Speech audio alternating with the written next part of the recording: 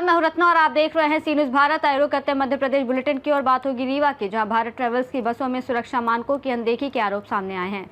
साथ ही बात होगी शाजापुर की, जहां वन विभाग ने अवैध लकड़ी परिवहन के खिलाफ कार्रवाई करते हुए पीपल की लकड़ियों से भरी एक ट्रैक्टर ट्रॉली को जब्त किया है। तमाम खबरों पर विस्तार से चर्चा करेंगे। रीवा जिले में भारत ट्रेवल्स की बसों में सुरक्षा मानकों की अनदेखी के आरोप सामने आए हैं, जहां कई बसों में किराया सूची नहीं लगी है, इमरजेंसी विंडो और फायर एक्सटिंग्विशर जैसी जरूरी सुरक्षा सुविधाएं या तो अनुपस्थित है या मानकों के अनुरूप नहीं है। यात्रियों का कहना है कि कुछ बसें जर्जर हालत में भी चलाई जा रही हैं, जिससे दुर्घटना का खतरा बना रहता है। इस लापरवाही को लेकर लोगों में नाराजगी है और आरटीओ विभाग की भूमिका पर भी सवाल उठ रहे हैं, जबकि अब सभी की नजर इस पर है कि प्रशासन इस मामले में क्या कार्रवाई करता है। रीवा से सी न्यूज संवाददाता अर्जुन तिवारी की रिपोर्ट। जयप्रकाश एसोसिएट लिमिटेड की जिम्स इकाई में कार्यरत कर्मचारियों और श्रमिकों की समस्याओं को लेकर विप्र सेवा संघ ने रीवा कलेक्टर को ज्ञापन सौंपा।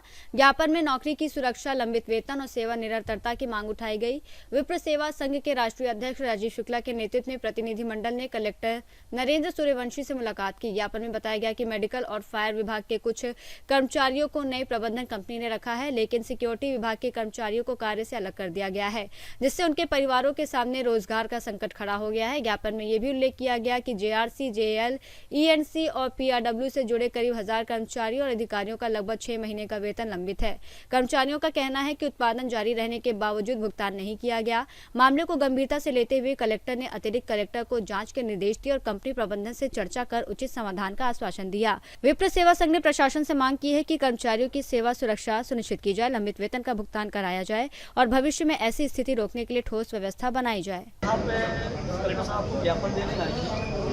ज्ञापन देने का उद्देश्य ये था कि अभी जो जेपी सीमेंट प्लांट है उसको टेक ओवर डालमिया ने कर लिया है और डालमिया आते ही यहाँ पे कर्मचारियों के ऊपर अपना शिकंजा कसना शुरू कर दिया है ना। लोगों को जॉब से निकाल रहा है, सैलरी नहीं दे रहा है। जो कमिटमेंट पूरी डालमिया जी ने किया था, यहाँ पे एक इन्वेस्टर मीट हुई थी, उन्होंने कहा था कि बिंद क्षेत्र में हम 3000 करोड़ रुपए यहाँ पे इन्वेस्ट करेंगे और हजारों लोगों को रोजगार देंगे। वो तो भविष्य की बात हो गई, वो देंगे या नहीं देंगे, लेकिन जो यहाँ पे लोग काम कर रहे हैं ये हमारे देश के सैनिक हैं, जो देश में सेवा करके यहाँ पे जेपी सीमेंट में अपनी सेवाएं दे रहे हैं। किसी की सर्विस 30 साल हो गए, किसी की 35 साल हो गई, कोई लैंड दे करके यहाँ पे नौकरी मिला है। तो अब लगभग डालमिया को टेक ओवर करके 1 महीना पूरा होने वाला है, लेकिन अभी इन कर्मचारियों का, अधिकारियों का, हमारे श्रमिकों का जो भविष्य है अभी आधार में लटका हुआ है।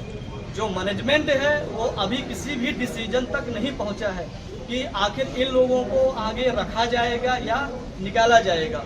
पहला मुद्दा। दूसरा मुद्दा यहाँ पे ये है कि जब ये प्लांट को डालमिया चला रहा था उस समय प्रोडक्शन निकल रहा था और उस समय हजारों लोगों का 6 महीने का वेतनमान रुका हुआ है। मजे की बात यह है कि उस दौरान लोगों का पीएफ तो काटा गया, उनका प्रोफेशनल टैक्स भी काटा गया, लेकिन उनको वेतनमान नहीं दिया गया। मुझे तो ये भी जानकारी मिली है कि जो मई महीने की सैलरी है वो भी शायद नहीं दी जाएगी।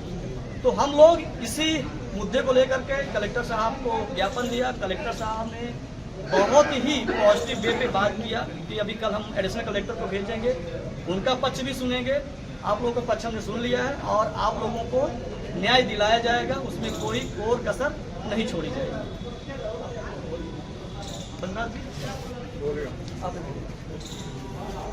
लोग आज कलेक्टर साहब से मिले अपनी समस्या को लेके, क्योंकि हम लोग जिस विभाग में नौकरी कर रहे हैं और हमें निकाला जा रहा है नौकरी से, उसी जिस विभाग में कई जैसे हॉस्टल है, फायर है, ऑफिस बॉय। रीवा से सी न्यूज संवाददाता अर्जुन तिवारी की रिपोर्ट।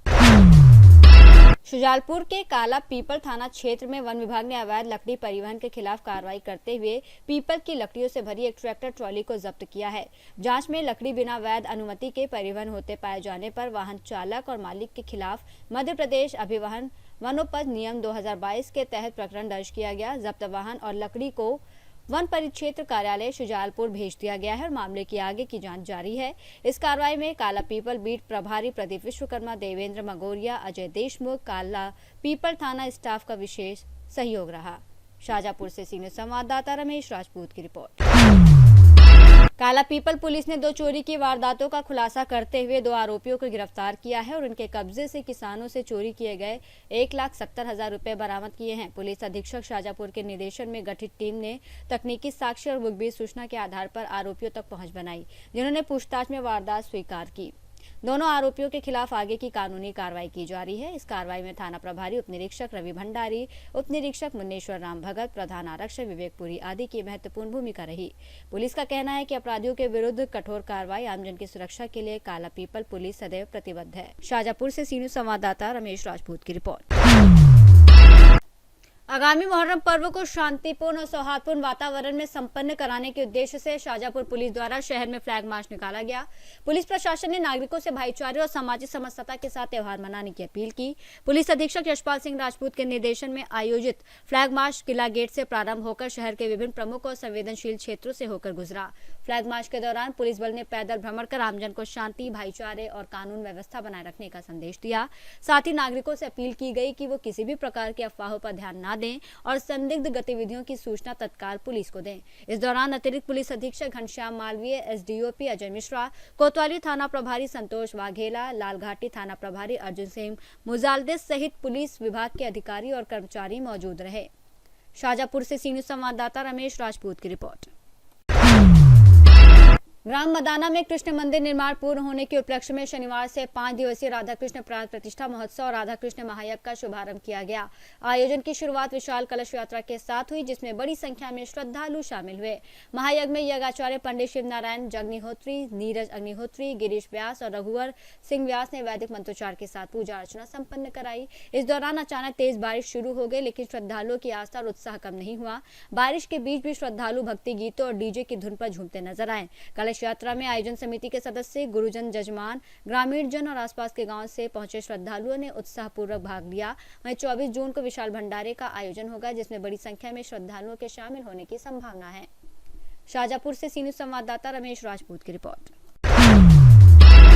सिंगरौली में एनसीएल ग्राउंड पर बनने वाले अत्याधुनिक स्पोर्ट्स कॉम्प्लेक्स के निर्माण कार्य का कलेक्टर गौरव बैनल ने निरीक्षण किया। एनसीएल के सीएसआर फंड से करीब 11 करोड़ 50 लाख रुपए की लागत से बनने वाले इस प्रोजेक्ट में आधुनिक खेल सुविधाएं विकसित की जाएंगी। निरीक्षण के दौरान कलेक्टर ने निर्माण एजेंसी को बारिश से पहले खुदाई कार्य पूरा करने, फाउंडेशन और बाउंड्री निर्माण तत्काल शुरू करने, समय सीमा में गुणवत्तापूर्ण निर्माण सुनिश्चित करने के निर्देश दिए। साथ ही परिसर को हरित और आकर्षक बनाने के लिए गार्डन और पौधारोपण पर भी जोर दिया। इस स्पोर्ट्स कॉम्प्लेक्स में semi Olympic size swimming pool, lawn tennis court, basketball court, indoor badminton, table tennis और क्रिकेट नेट प्रैक्टिस जैसी सुविधाएं विकसित की जाएंगी। प्रशासन का कहना है कि ये परियोजना जिले के खिलाड़ियों को स्थानीय स्तर पर बेहतर प्रशिक्षण और खेल अवसर उपलब्ध कराएगी। सिंगरौली से सीनू संवाददाता मिथिलेश की रिपोर्ट। सिंगरौली में ग्रामीण क्षेत्रों तक शुद्ध पेयजल पहुंचाने की महत्वाकांक्षी वैढ़न एक समूह जल प्रदाय योजना का कलेक्टर गौरव बैनल ने औचक निरीक्षण किया। निरीक्षण के दौरान इंटेक वेल और जल शोधन संयंत्र के कार्यों की प्रगति का जायजा लिया गया। अधिकारियों ने बताया कि योजना की कुल प्रगति अभी 82% तक ही पहुंची है। 114 प्रस्तावित उच्च स्तरीय जलाशय ओएसटी में से 22 का निर्माण अब तक शुरू नहीं हुआ है, जबकि इंटेक वेल का कार्य भी करीब 70% तक ही पूरा हो पाया है। गाँव में जल आपूर्ति परीक्षण की स्थिति भी बेहद धीमी पाई गई और अब तक केवल एक गांव में परीक्षण शुरू हुआ है। पेयजल जैसी महत्वपूर्ण योजना में लापरवाही पर कलेक्टर ने नाराजगी जताते हुए मध्य प्रदेश जल निगम के अधिकारियों को निर्माण एजेंसी के खिलाफ अनुबंध समाप्ति की कार्रवाई के लिए नोटिस जारी करने के निर्देश दिए और साथ ही एजेंसी को अंतिम चेतावनी देते हुए निर्धारित समय सीमा में कार्य पूरा करने को कहा। निरीक्षण के दौरान जल निगम के अधिकारी, निर्माण एजेंसी के परियोजना प्रबंधक और संबंधित विभागीय अधिकारी मौजूद रहे। सिंगरौली से सीनू संवाददाता मिथिलेश की रिपोर्ट। बुलेटिन में फिलहाल इतना ही। देश और दुनिया की तमाम बड़ी खबरों के लिए देखते रहिए सी न्यूज़ भारत।